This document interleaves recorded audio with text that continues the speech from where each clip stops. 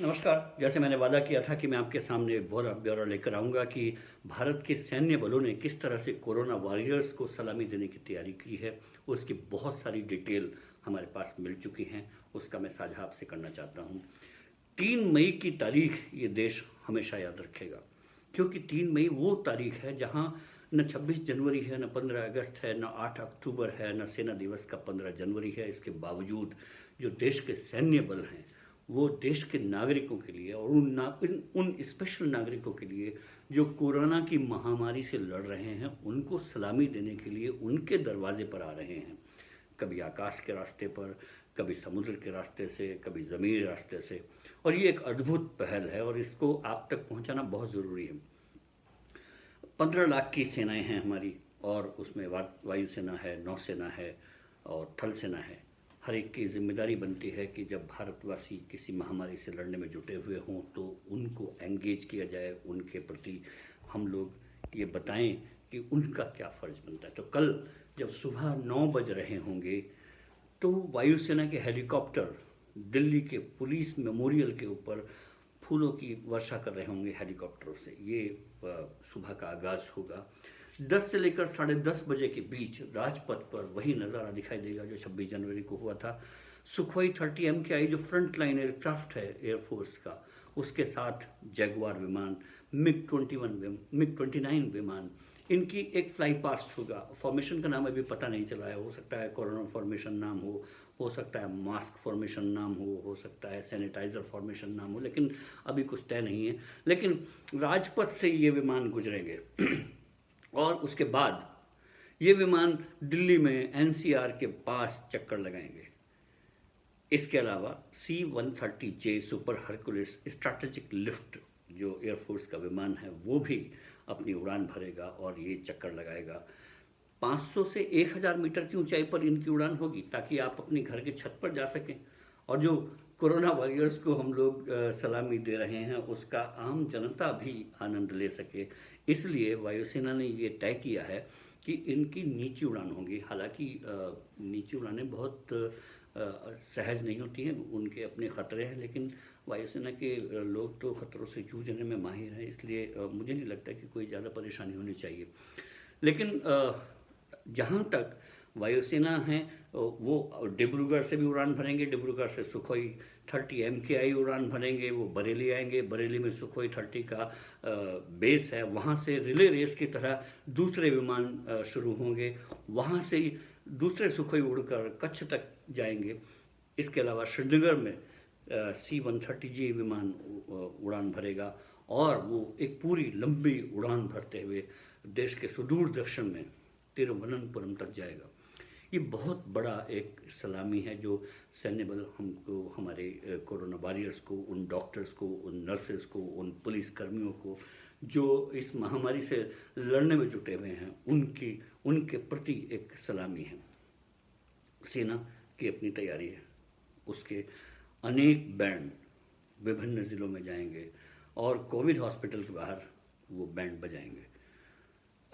Social media पर बहुत सारी आलोचनाएं हो रही हैं कि ये साइलेंस जोन होता है। सोशल मीडिया के अपने एक आलोचना वाले रुख होते हैं। उस पहलू पर मैं बाद में आऊँगा। और इस पूरे खर्च, इस पर कितना खर्च हो रहा है उस पर, वो भी एक पहलू है जिस पर बातचीत करने की ज़रूरत है और बहुत इम्पार्शली बात करने की ज़रूरत है, जिसमें बायस होने की ज़रूरत नहीं है, वो उस पर मैं आऊँगा। लेकिन सेना के बैंड तैयार हैं जो ज़िलों में परफॉर्म करेंगे। सारे जहाँ से अच्छा हिंदुस्तान हमारा टाइप्स उनकी धुन होगी। इकबाल ने लिखा है गाना गज़ल, और ये गज़ल लिखने के बाद वो पाकिस्तान चले गए थे, दूसरी बात है। लेकिन फिर भी मैं अपने बैंड पर ही सीमित रहना चाहता हूँ। अगर ये सलामी कम पड़ेगी तो नौसेना की तैयारी शाम की पूरी है। मुंबई से लेकर कारवार, कारवार से लेकर कोचीन, कोचीन से लेकर चेन्नई, चेन्नई से लेकर उधर दूर विशाखापट्टनम तक हमारी जो नौसेना के वॉरशिप्स हैं वो सब तटवर्ती इलाकों के पास आएंगे और वहाँ इन जहाज़ों पर लाइटिंग होगी। नौसेना के 26 लोग संक्रमित हुए थे अभी मुंबई के पास, उनको क्वारंटाइन किया हुआ है और नौसेना अपने लोगों का अच्छा ख्याल रख रही है। लेकिन जब कोरोना वॉरियर्स को अपना सलामी देने की तैयारी है, तो उसकी भी तैयारी पूरी है और नौसेना अपनी इन सारी कवायदों के लिए तैयार है। अब आप उन आलोचनाओं की तरफ जाइए कि जो इस पर कितना खर्च हो रहा है। इस खर्च के बारे में जब बात करता हूँ तो मुझे लगता है कि हम लोग बहुत संकीर्ण हो जाते हैं। उदय प्रकाश एक बहुत बड़े कहानीकार हुए हैं, उन्होंने एक कहानी लिखी है पाल गोमर का स्कूटर, शायद वही कहानी है, अगर हो सकता है मेरी कहानी का नाम चेंज हो गया हो, लेकिन उस एक कहानी में उनका एक किरदार है जो जेएनयू में पड़ता है, टुकड़े टुकड़े गैंग जहाँ पर बसता है। वो हमेशा एक गांव का बंदा है और हमेशा जब भी सोचता है तो वो गेहूं के बोरों की कीमत के बारे में सोचता है। बिल्कुल वैसे ही जैसे कि जब हम इंडियंस बाहर जाते हैं तो डॉलर का हिसाब पैसे में जोड़ने लगते हैं। जैसे कि मैं भी 1-2 साल पहले मॉस्को गया था, मैंने कहा कि टमाटो सूप चाहिए, उसने कहा कि ये $10 का है, सिंपली जस्ट $10। और मैंने अपना रुपए में हिसाब जोड़ा, $10 उस समय $600 का था। सूप पीने के बजाय मुझे वॉमिटिंग की टेंडेंसी ज़्यादा होने लग गई थी। पाल गोमरा के स्कूटर की कहानी में ये जो जेएनयू का स्कॉलर है वो हमेशा गेहूं के बोरों में के हिसाब से अपना वो वजन जोड़ता था।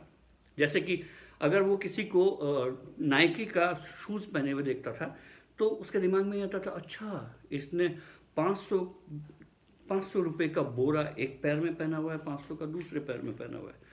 हो सकता है जब हम ये सारी जितना खर्च इस कोरोना वॉरियर्स को सलामी देने पर हो रहा है तो हो सकता है हम उसी मानसिकता से ग्रस्त हों जो जेएनयू का वो स्कॉलर था। लेकिन कैग की एक रिपोर्ट आई थी, आपको मैं बता दूं, कैग की उस रिपोर्ट में बताया गया था कि जो वायुसेना का C-17 ग्लोब मास्टर विमान है उसकी 1 घंटे की उड़ान पर 49 लाख रुपीस खर्च होते हैं। ये बहुत अच्छी बात है कि C-17 इसमें नहीं उड़ाया जा रहा है, C-130J सुपर हरकुलिस उड़ाया जा रहा है। हो सकता है उसकी 1 घंटे की उड़ान पर इसका आधा खर्च आता हो, 25 लाख रुपए पर घंटे की उड़ान है। श्रीनगर से चलेगा, तिरुवनंतपुरम पहुंचेगा, हद से 6 या 7 घंटे का खर्च होगा।